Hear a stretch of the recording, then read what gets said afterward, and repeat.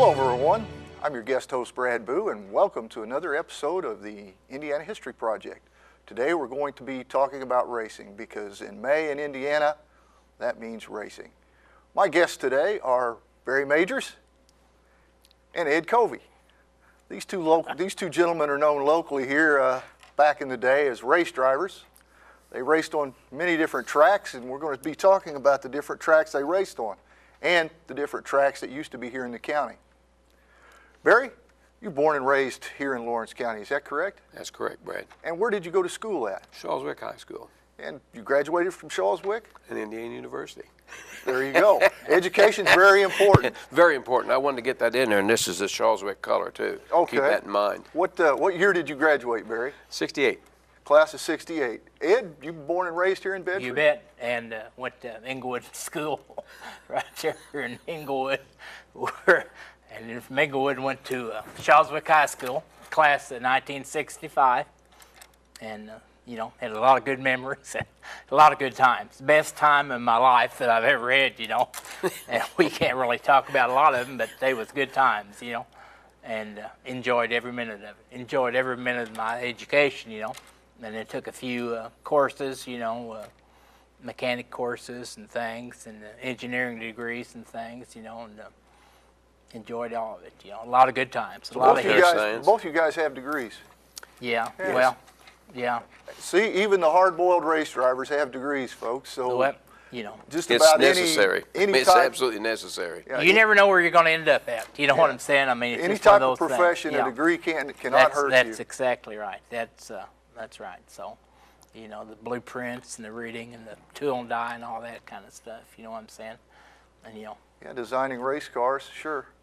Well, it's opened a lot of doors. Back in the day, we didn't have the parts. You had to make them yourself. You couldn't order from Speedway Motors or any place like that. You went to the junkyard. You did your own fabrication. That's right. It was all fabricated in those days, and his dad was the best at it. You had to. Back then, you had to make your own springs and your weight jacks and all that kind of stuff. You know what I'm saying? You couldn't buy anything. You had to hand make it. You know what I'm saying? And that was part of it. That was some of the fun of it, was just getting in there and doing it and seeing what you could come up with and see how you could win the races and carry on and have a good time. Because there was no money to be made. Even today. Now, Barry, who was your father? Harry Majors. Harry Majors. And who was your father? Carl W. Covey. And these two gentlemen were partners and were co-owners of the old Eureka Speedway. Is that correct? Yes, sir. What they did, they leased that from a guy by the name of Jim Poole. He built that track, and as being a little kid, I remember being out there when they were grading that track, and they had a guy by the name of Arlie Butcher, I believe it was. And he was running a bulldozer out there, and Jim was up there calling the shots, and they graded that dude out there, and then they built stone walls around there, and they just stacked it was the old limestone and stacked it with the masonry and stuff in there, and they'd done that themselves and put all that together. It was a heck of a racetrack. And left a pond right in the center. So it was a good place to land. So if you missed a turn below the tar, somebody hit you, you ended up in about 6 or 8 foot of water. And hopefully you didn't go in on your top, you know what I'm saying? But there was a pond right in the center. That was in 1 and 2. And in 3 and 4, there was about a 20-foot drop straight down into the old stone walls. I think that's you know what I'm saying? Just backwards. I think 1 and 2 is where the drop off was, and 3 and 4. You're right. I'm that's sorry. Right. You're exactly right. Yeah, I was going the wrong way. Well, you're on the other side of the table. I understand that. But speaking of that, where's Mr. Hutcherson? Oh, Lee was. He had another appointment today, and he could not make it. Okay. So we thought he just didn't like us, No. Lee's a great co-host, and I miss him already. Yeah. But he asked some very good questions as a guest. Good perspective on about anything he says. Yeah. But that was one of the old racetracks that I drove there. I think first time in '67. Back. There wasn't that many of us. You know what I'm saying? Right. And your father was the track announcer down there?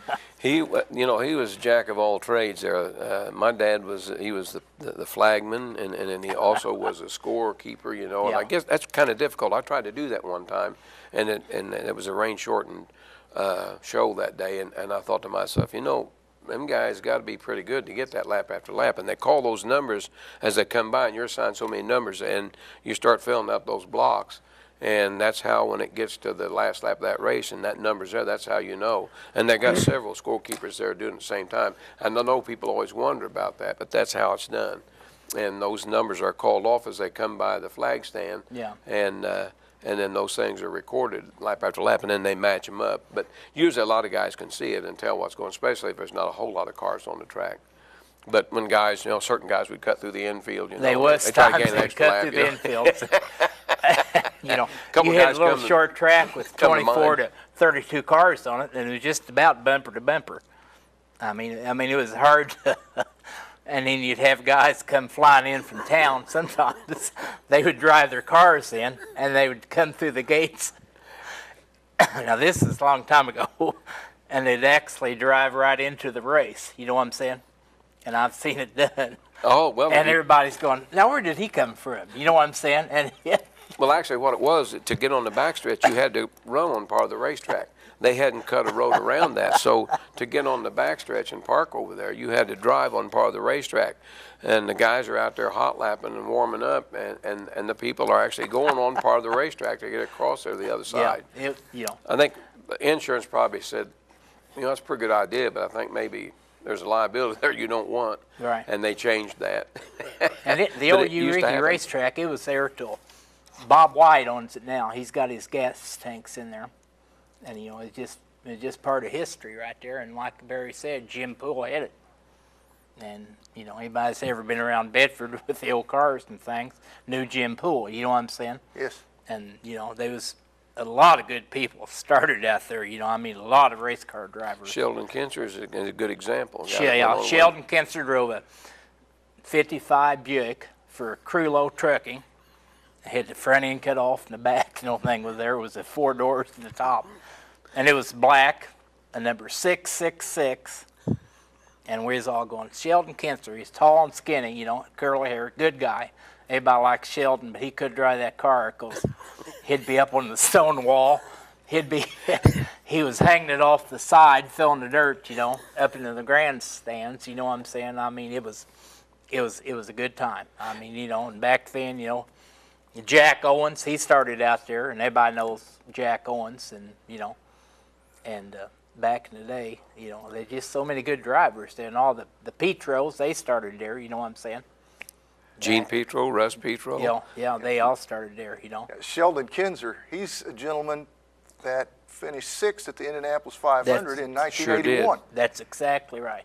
And with a little bit better of equipment, he had the talent to win the Indianapolis 500. But yet he started at local tracks just like you fellas. Well, the funny thing is, when Ed mentioned that about him bouncing off the walls and stuff, and in Sheldon's defense, I doubt if that car handled it all, because I remember back in those days, they really didn't understand the caster and camber on the steering, and where to put the weight. And some of those cars, there's no doubt that they would unload, and a guy wouldn't even have any idea what's happening. There was no wedge. And we hear that called today understeer, is that correct? Yeah. Where the car sweeps understeer. too far out? It actually, you turn the wheels and the car continues to go straight. It's just what they call bulldozing, and it's understeer. And now they can oversteer and you can spin them out, and you had to have that, to find that happy medium. And when the track changes, you have to adjust to that.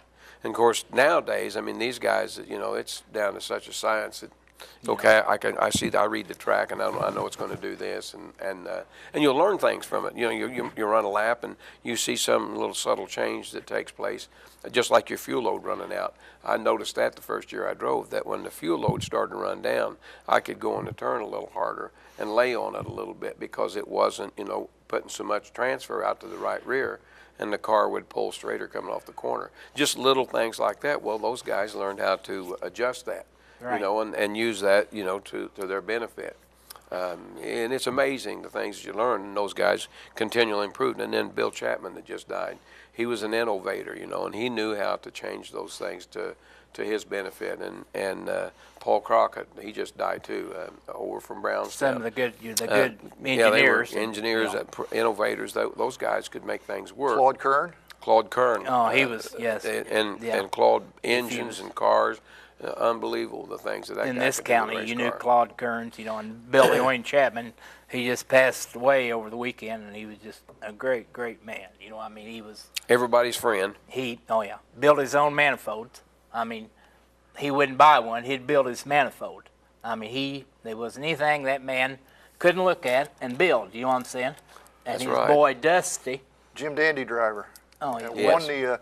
Won the Kitty Simpson Memorial one Well, year. that's I believe. First Dusty. year, That- the that's very Billy first Wayne's year. That's boy. right. And they're just good people. But Billy Wayne, they was all out Eureka. Him and Kenny Simpson. We all started out there, just kind of one of those things, because it's all a tight-knit community. You know what I'm saying? Lawrence County drivers. I had a guy. Lawrence That's County exact- designers. That's I had a exactly guy right. mention to me the other day. He said, "I'll give you any state in the union," and he says, "and I'll put this county up, the county alone, not the state, this county alone." So that would exclude Steve Kinzer and Bob Kinzer and those guys in Sheldon. This county alone had more talent and innovators, and you put that and compare it to any state, and this county had more drivers, more talent in this area, in this one county, than any place that I'm aware of. Terry Cummings is the one that brought that up, Right. and he's That's some of saying those. something. It Right. is saying something, and It is. he said, "Well, it must be in the water." He says, "It must be that limestone we drank," because he said all those guys. He said, "You think of the features like Ed. How many features this group of people's won?" And Carl Kinzer as a car builder, Claude Kern as a Right. car builder. You start thinking about the Des amount of Wilson. features. Ray Godsey. Ray Gotsey, the Gotseys, they all race.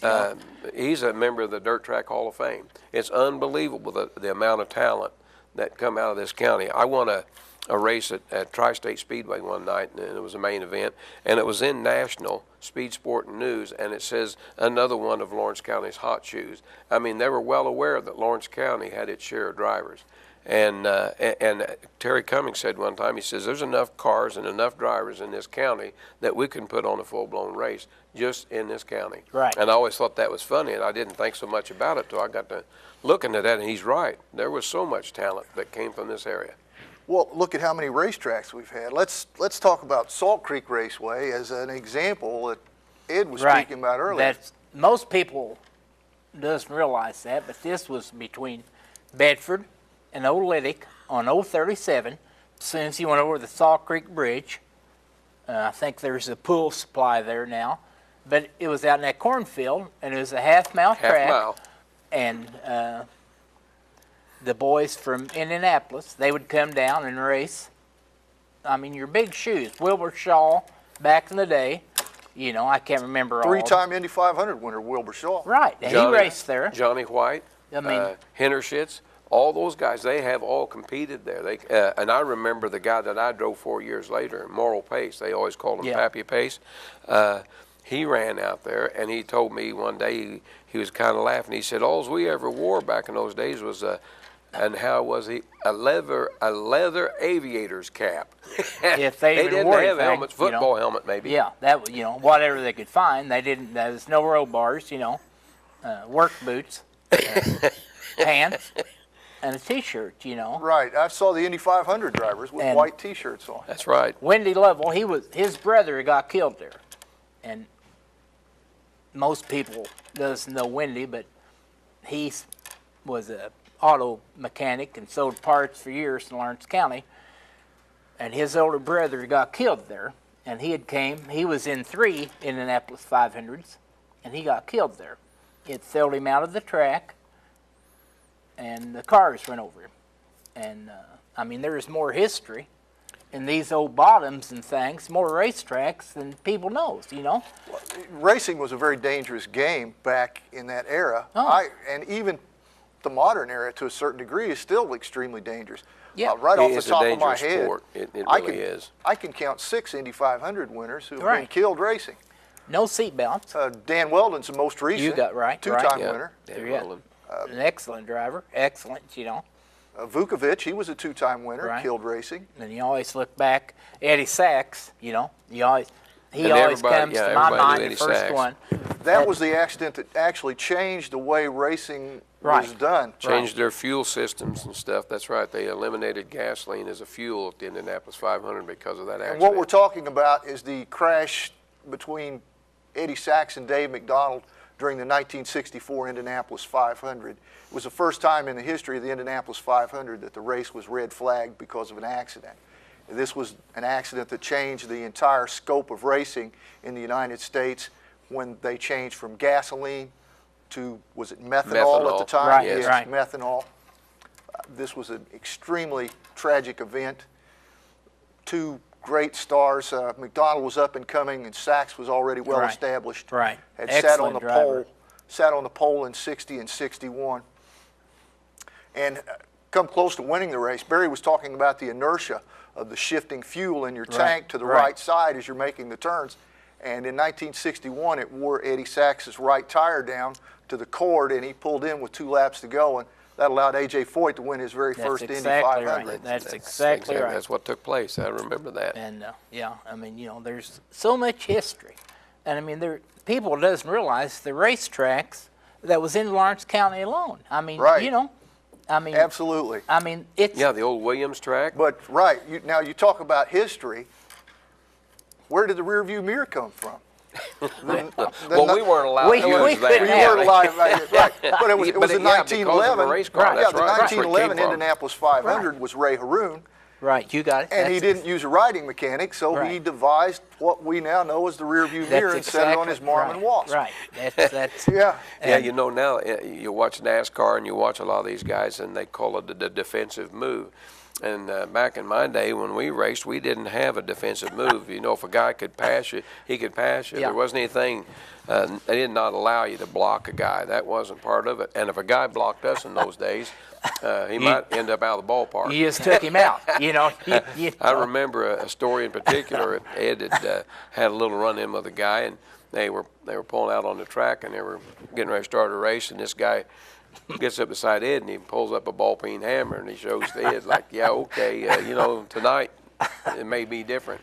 And I recall that guy going out of the ballpark with his hammer. And Ed won the race, so I don't really, I'm not saying Ed done anything or that had anything to do with it, but the guy didn't have a mirror, so he didn't have any idea who run over We him. called it blocking back then, and if you got too close, that's what everybody always said. I like to see the sparks fly. And, it was a good time. I mean, racing was racing back then. There wasn't no referees to say you can't do this.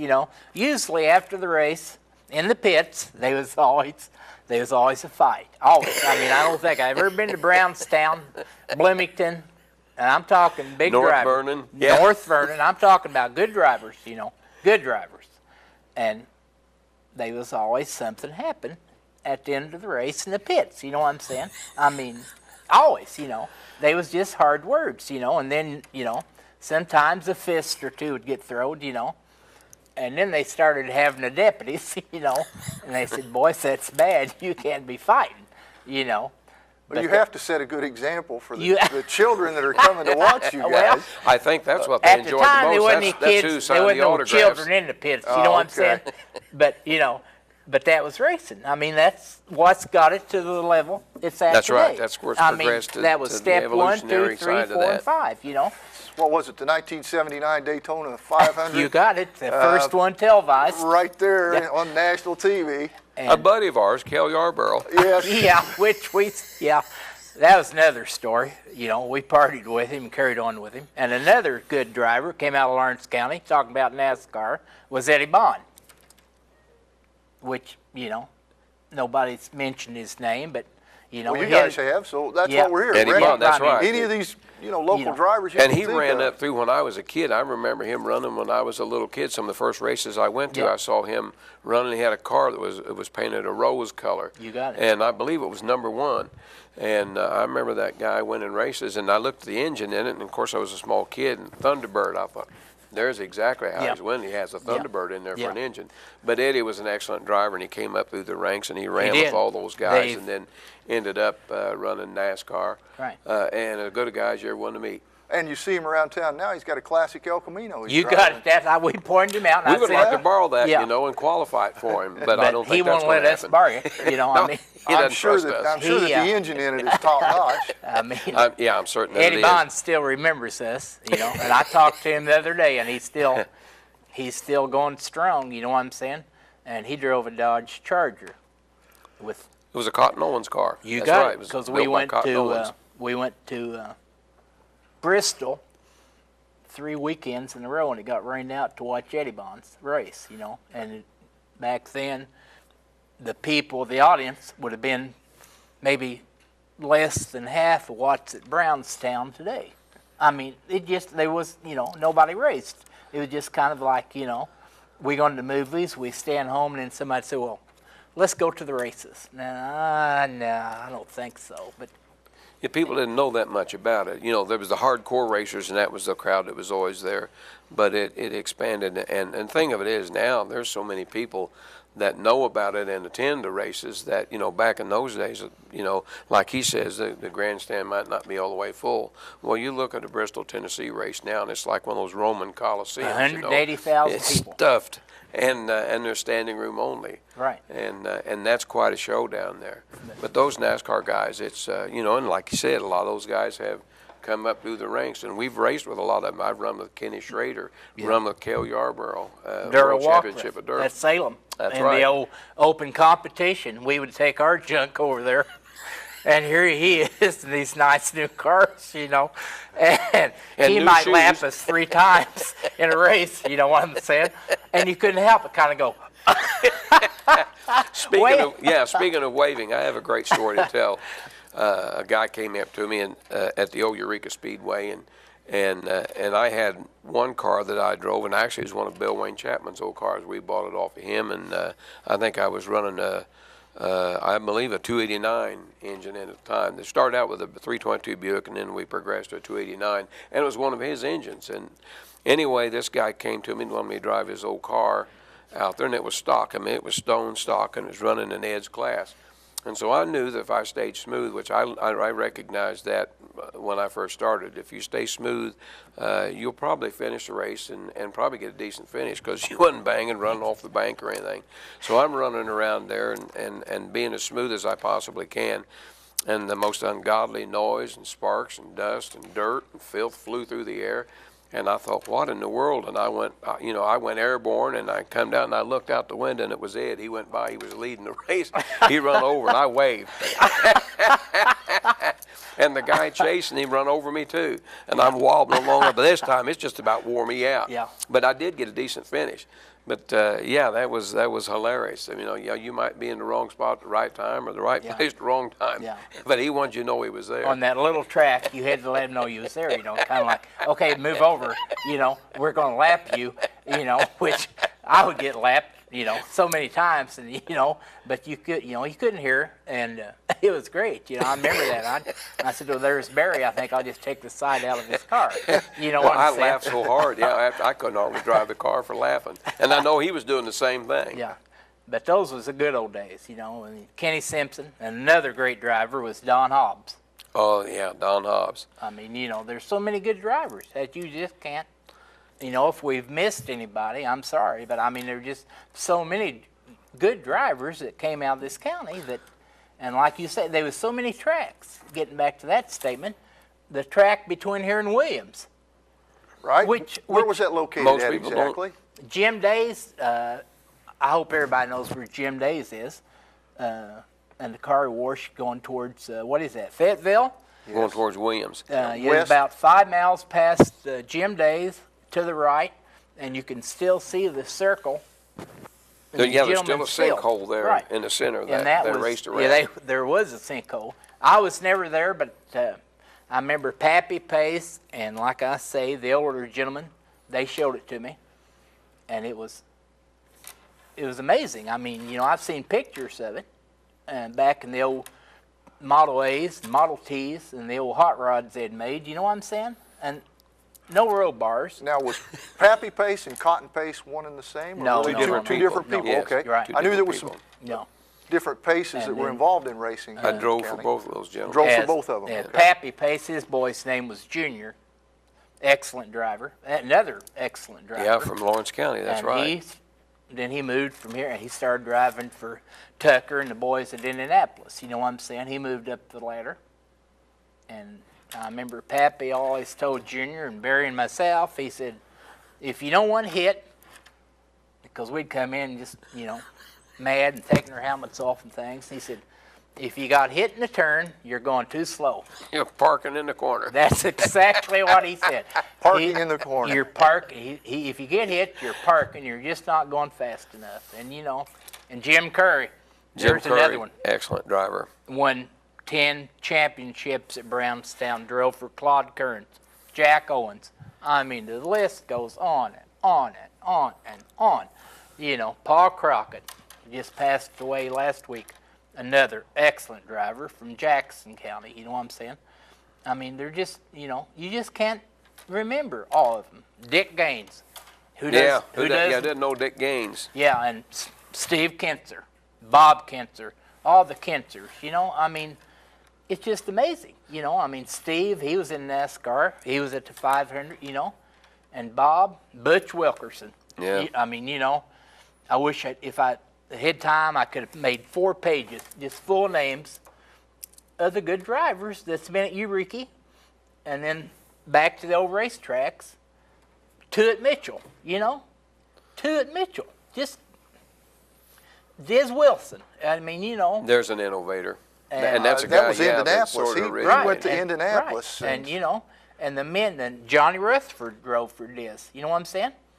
And everybody knows Johnny Rutherford. You know what I'm saying? Yes, we do. He was a Marine. Yeah, right. Johnny Rutherford was a Marine. That's exactly And if you notice, right. when he was a Marine and he came back and went to driving the cars, his eyes was round then. Years later they looked like slits. I think that's because he had driven so fast that, that's what, Well, they and didn't. It's funny because a you lot look of at that times picture, they didn't wear goggles back in the day. They were just no road bars, no goggles, and a football helmet, maybe. I've watched a video of Graham Hill, and you can actually see his face distorting in the wind, where he just had on an open-faced helmet, and it's moving his face around. That was Graham Hill driven, but absolutely, what you guys are saying is true. Well, we started out at a time that we got an opportunity to run with a lot of the older guys, that went on to be great and stuff. But and then ended up with the John Gills and the guys, that John are running Gill, now. another one. Forgot John Gill. Yeah, Excellent you can't driver. forget that guy. Yeah, Excellent there was a heck of a driver. Yeah. And he drove for Claude Kern. And Gene Claude Dalton, had now he was Gene another Dalton. fellow, Gene Dalton.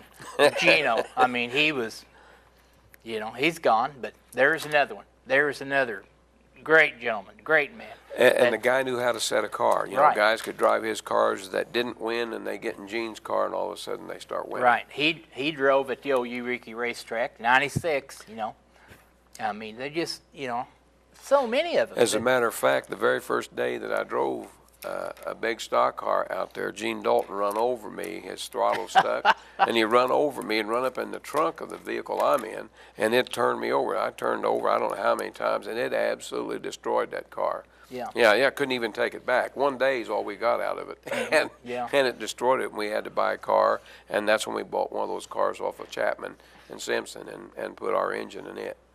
But that was the very first day, and I kept thinking as it was flipping, I thought, if this thing will stop, I'll probably be all right.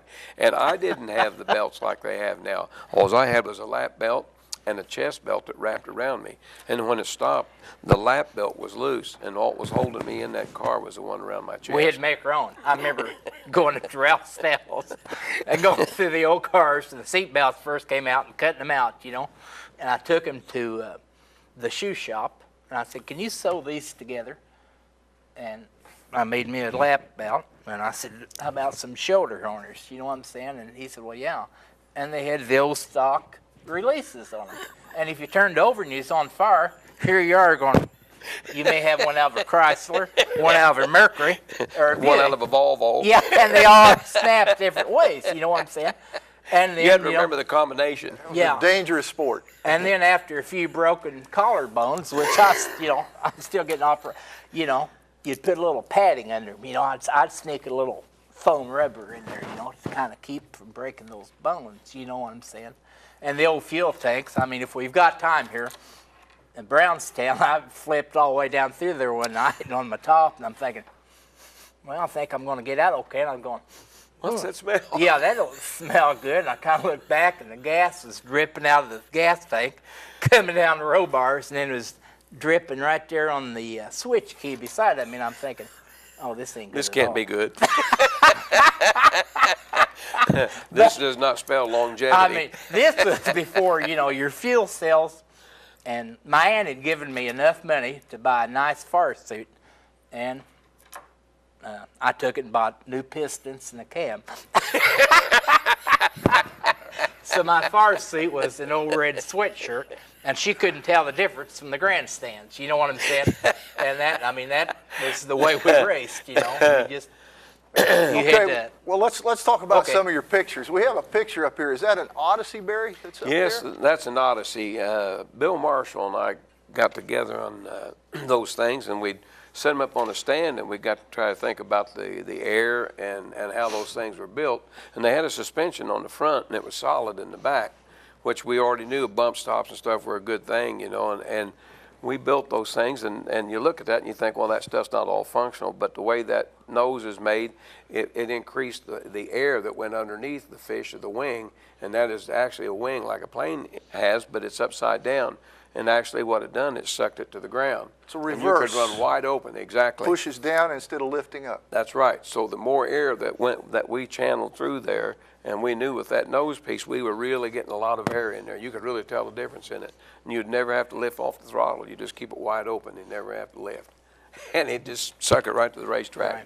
But That was the old spring. when you had a mess, you were in a mess. 'Cause Yeah. you'd go out of the ballpark. I went out of the ballpark up there at Rushville, and there wasn't much left. Faster than go-karts. Oh, yeah, But they were. not as safe. Here we have another picture. Is this Diz Wilson work? I can't. I think it is Diz Wilson. I think maybe they had a Ranger aircraft engine Right. in that, and I can't tell. I think they were putting some pipes on the back of it. They run them all the way back on the back in those days, and and actually that longer pipe added to the torque, and I think those Ranger aircraft engines were 440 cubic inch, and I remember when you take them out of a plane and put them in a sprint car, you would turn them upside down and turn them backwards. And that's how they would run the driveline. And the problem that they used to encounter with those Ranger engines was their fuel system. Because you remember in the planes, it was a different system altogether. Flying them like that with side draft carburetors and was just different, trying to throttle up and back off of it. But they went to that because they were made out of aluminum. And Diz Wilson in those days had already recognized weight as our enemy. Let's get away from that. And so he started building those things and with Carl Kenter. Ranger aircraft engines. Got another picture here. Somebody won a trophy. Either Well, one of you want to I comment? see Merle Wilson up there, and Diz is there, and there's his wife, and I have no idea where that is. That's This is one of around 1956.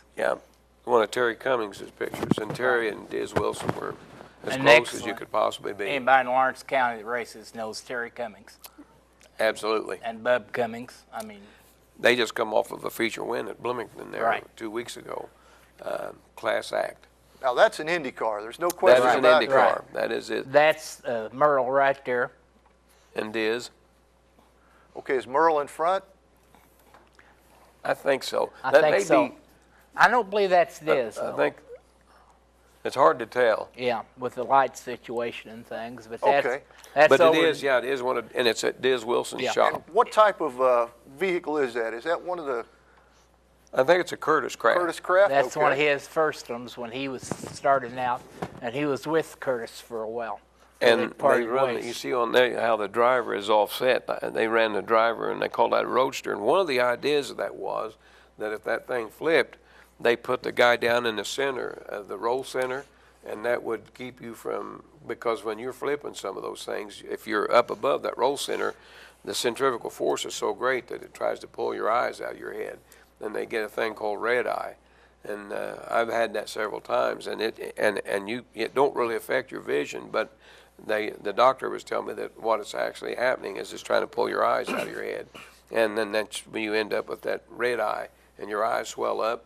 I've seen guys do that, climb out of it, and go back in it the next night and continue to run like nothing happened, and concussions. But This now is a we great have picture. different rules, though. Your Right. mandatory checkup at Right, the yeah. infield care center. Exactly. This is a great picture right here. This is anybody that's been to the races, the super modified sprint car races. Number 70, Yalla from Mitchell, Dick Gaines. I mean, that's just That's just. Can you see who's on the outside? Would that be Ed Covey? No, that's Cecil Beavers. Oh, Yeah, And that is was in the Cecil. old days. Me and Ed was probably, Yeah. we were thought of at that time Yeah. and was probably hoodlums hanging around the track. And but Dick those Gaines' two are boy- fighting. It's at Mitchell, I think. Right. all right. his boy races. And that race was at Mitchell? I think that was I've- Mitchell. That looks like That 3 would and 4. probably be the old Richard. Their Chandler won. Yeah, it could be Chandler, too. And Dick, not to change it, but Dick, grandson, Richie, he has won 48 go-kart races. And he's in and still winning. the third grade, fourth grade, and he's going to be an up-and-comer. And his go-kart with a full body is a yellow number 70, just to throw that in there. So there's another Now, one. we'll talk about the Mitchell track here real quick if we could. You said that there was 2 tracks at Mitchell? There was a Yes. half mile between Spring Mill and Mitchell. They're on Indiana 60. So somewhere around near where the VFW is now today? It's on the other side of the highway, yeah. And it was a half mile, and they killed a guy there every week. I mean, Yeah, that was yeah. it was a fast place, and it just wasn't safe because the cars weren't safe. Right. Didn't Yeah. have a lot of safety equipment, and they would run as hard as they could run. And like say the innovators, they'd get them going fast, but they hadn't devised a whole lot of safety equipment. The at other that one point. was between here and Mitchell, just before you get to Briscoe's mobile home, Yeah, where the housing, where the storage units are right now. but Another- across the highway, yeah. Just Another good driver, Bradley Short from Lawrence County. Excellent sprint car driver. You know, I mean, a guy that recognizes the change in the track and that can adjust to it. I mean, Right. that's the big thing is these guys that have come so far with their technology Yeah. and stuff, but these guys recognize the changes in the track and they adjust to it. and the Briscoes. I mean, Chase Briscoe, young man. Kevin Briscoe, sure. Excellent. I mean, there is so much talent that you just can't say everybody. And you know what I'm saying? If you sit down and think about them, sprint car drivers, all these young boys. I'm talking 15 to 17 years old now. They're winning. I mean, they're winning championships. Oh, Marco Andretti came that close at 19 to win an Indianapolis Right. 500. Yeah. Sam Harnish just barely passed him there at the very last. That's exactly right. I mean, there's just so much talent. This That- picture you got up here now, that's at Anderson, and that's a little 500, and that's Butch Wilkerson standing on the right, and Dick Gaines there, and he's kissing on Miss Indiana. Yes, he is. And that's Mike Johnson standing on the left.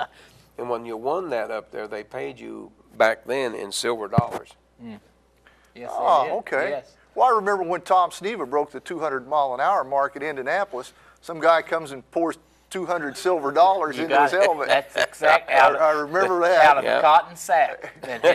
You got it. That's There's Butch Wilkerson. And I'd say that's probably one of Carl Kinser's cars. It may not be, but Butch drove a lot of Carl's Yeah. cars. can't see the number on it, but excellent driver, Butch Wilkerson. Yeah, he had an accident at Salem Speedway, and he seemed like he hit the grandstand there on the front stretch, and it knocked a piece of the concrete out of the wall there in front of the grandstand. I believe that's and come back and hit him in the Merle head. Wilson there, Diz's boy. It took him a long time. I don't know whether he ever really got over 100%, but I don't think he'd even talk for a while. He went to race, stock cars after the sprint cars. Excellent driver. That's Merle right there, and one of Diz's old Merle, what's Wilson. Merle Wilson? Okay. Diz's boy. And I'm not certain where that is, whether that's Salem or that could be any of those fair tracks. 'Cause like Yeah. I said, Diz was those guys, that one of them that started out running the fair programs, and that was all over the United States. Yeah. New Orleans, Oklahoma, St. Louis, and it Champaign, would just Illinois. be state fairgrounds. All right, and he would run those fair races. And it was mentioned the other day that he might drive down to a place like New Orleans, and some of the roads were gravel back then, and he would haul that old race car down there on gravel roads. Behind his and 57 Buicks. He had a Ford station wagon. I remember the old go-kart races Yeah. at the fairgrounds here in Bedford. Right, yeah. And the one fellow I always remembered, I just remember his name, it was from Salem, I believe, named Boyd Huckleberry. You drove Right. he was Right. a great go-kart driver. Right. Oh, so many good drivers. It's just, you look back. I won the fair races over there. I forget what year that was, and ended up with trophies and ribbons. And I got into ag in junior high. So it was before junior high that I did that. And I got in the agriculture class, and John Stipp was the teacher out there. And I didn't really know John Stipp because I'd gone to Inglewood and got in there. And he goes, well, see, we got a star in there, Barry Majors. And I had no idea how he knew me, and he brought it up that, yeah, he was in the 4-H, and I really wasn't in the 4-H, but I competed in that race, which made me a part of that program.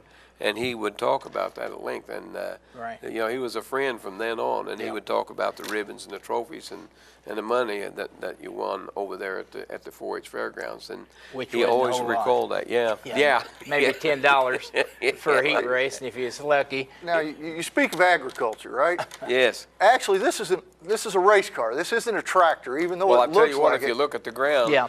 I'd say Yeah. there's agriculture there. Yeah, it was. Yeah, they flagged it off in the cornfield with the ruts. I remember one time we went to Lincoln Park, Putmanville, first race. It hasn't been that long ago, and me and my dad and Barry, I can't remember who all went. And the flagman, he was standing on the stump. They cut a tree down, and he was standing on the stump, and I kind of looked, and I thought, man, you know, what happens if you hit that stump in a car, you know? You're going to get killed. You know what I'm saying? Bad news. Yeah. And here's more pictures. And that's Salem Speedway there. That's Salem. That's and, Salem, And in- that's in when the Salem, old days. That's when Right. Salem was dirt. And Right. most people don't know that Salem once was dirt. with the milkman outfits on. Yeah. Yeah. I never did understand that. Guys wear pure white outfits to work on automobiles. With a bow tie and a white hat. You Well, know? they were trying to give it a little class, you Yeah. know. They were Yeah. trying to make it look like it was a little tamer than it actually was. And what do we have? What's this?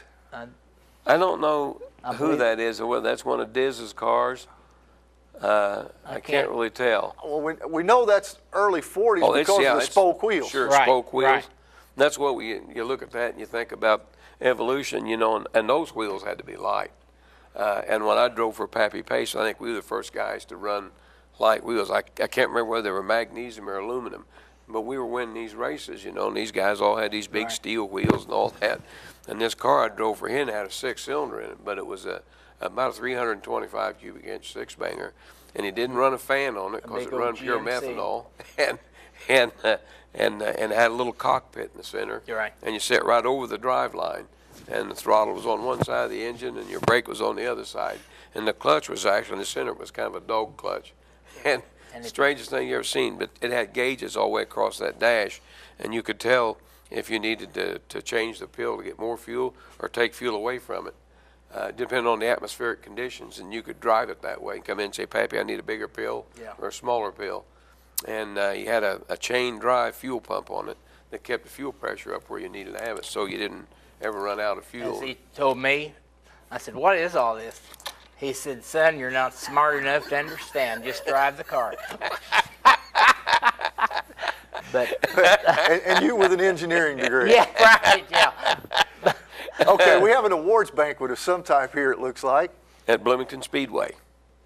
And that's Johnny White sitting there on the right. You got the, the and that's white Diz's socks. wife, and then Diz, Is that the Indy and then Johnny 500 White. driver, Johnny White? That's Okay. exactly who that is. And right across from him in the striped shirt is Johnny Rutherford. And that's after he come back from the Marines. And like I said, his eyes were still round then. You know, he hadn't gone so fast to Yeah. stretch him back and make him slits. I know I've seen him fly out of the ballpark over there at Eldor Speedway and break both of his arms. That guy was, he didn't have any fear. I mean, he was afraid of nothing. Well, he's the one that drove right through the flames of the Sachs-McDonald crash in Right. '64 in Indianapolis. Right. They found Eddie Sachs's lemon inside the engine cowling of his car. That's I mean, that's right. how close The one he chewed on drove during the through. race. That's right. Right. To keep the dry mouth. Yeah, you Yeah, got it. Eddie Sachs would chew on a lemon. It was well documented. He kept a lemon on a cord around his neck Right.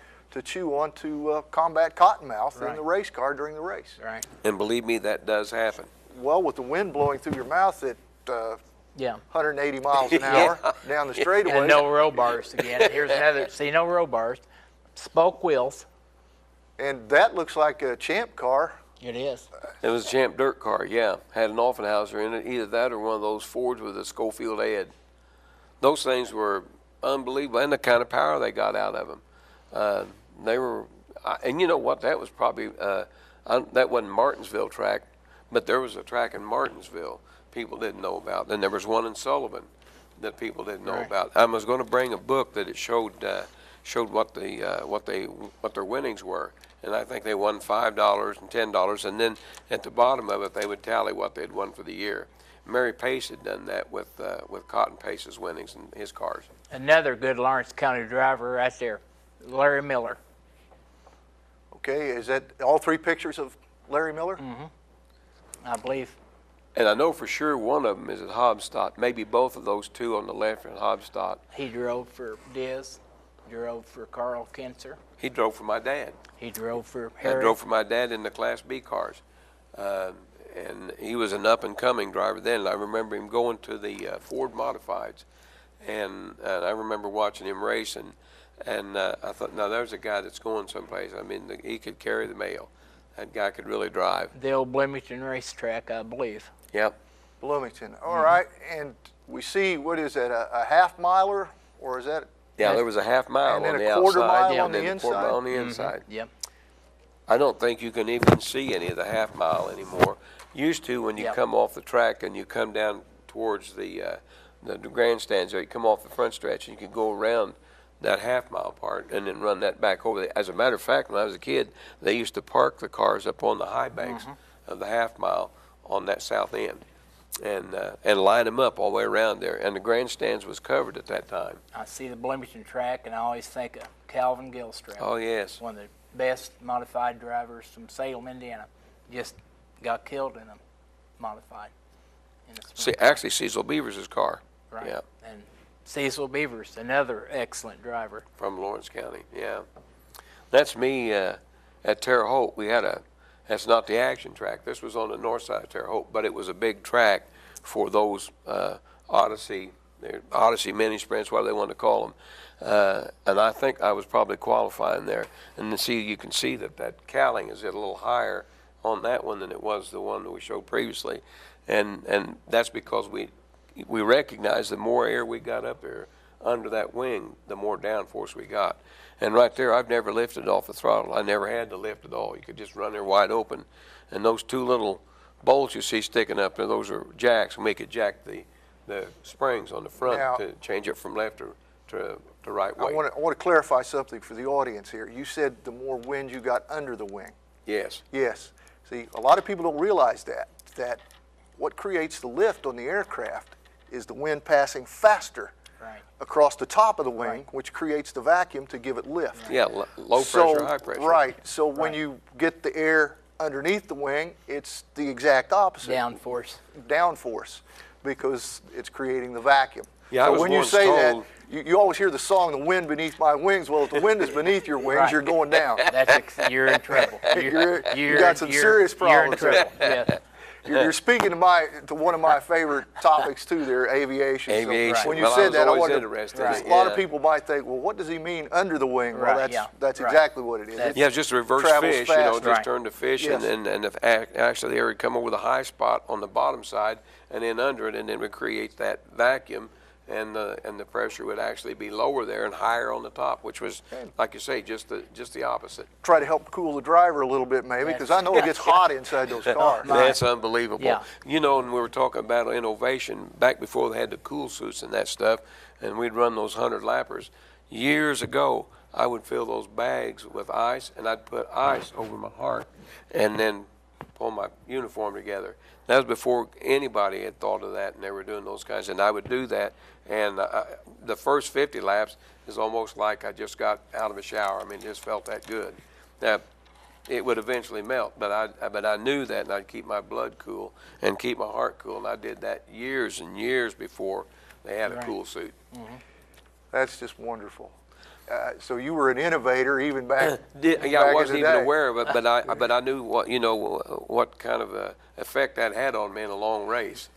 Now, you were more than just an innovator.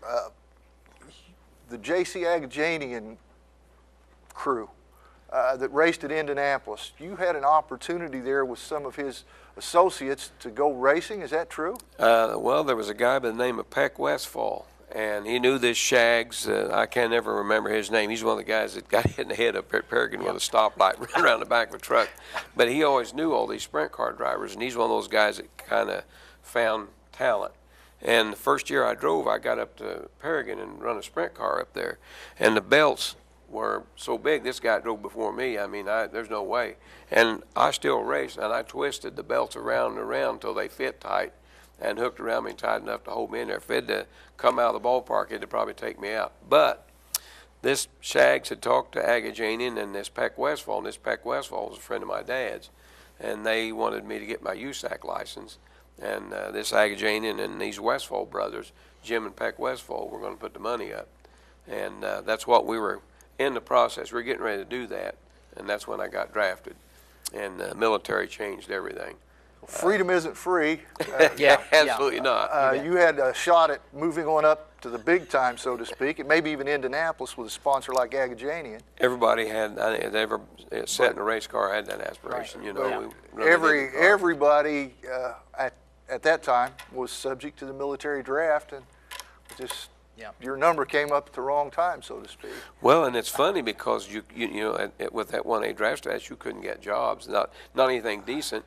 And when I got out of school, I would just race, and I made enough money driving for Pappy and Morrill and the Canada brothers and Steve Brewer from Columbus and all these guys that I didn't really have to work. I always had a pocket full of money. Of course, I wasn't married or anything, but I always had plenty of money because we won a lot of races and we didn't tear things up. I recognized that was my meal ticket until I got drafted. And you served in Vietnam. Yes.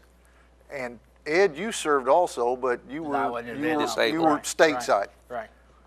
Yeah, but both of you are military veterans. Oh, back then, Yes. I mean, you had a one-way ticket. Yeah, that's when you got in there, you knew where you were going. I mean, you know, in the 60s, from 63 on, if you're 17, 18, 19, you got a one-way ticket. I mean, you know, Uncle Sam says, here, come, you know, we need you. I mean, Come see me. Yeah, Your friends you know, and neighbors have chosen you. Yeah, right. You know, it was just a one-way ticket. I mean, you had to go. I mean, you know, and now we both drive the VA van, you know, to kind of help these young vets out because, you know, they need all the help they can get, you know, and we do appreciate that.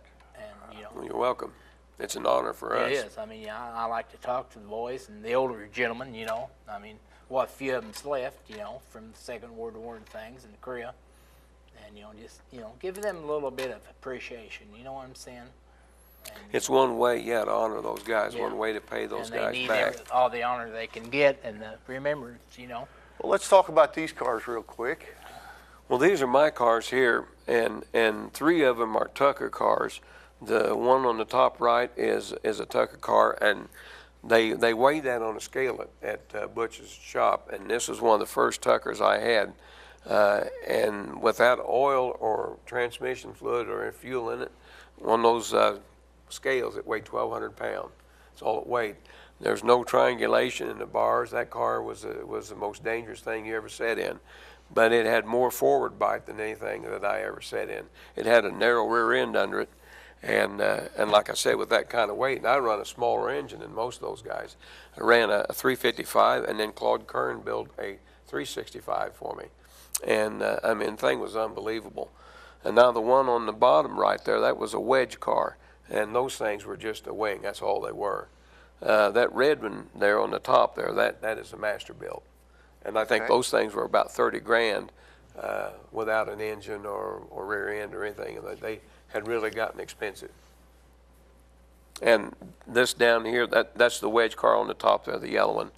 And like I said, those you just never lift. You run flat on the floor. They just suck the ground. You can see some of the aerodynamics and the dam there on the side. It didn't let any air out the side. It just sucked it down.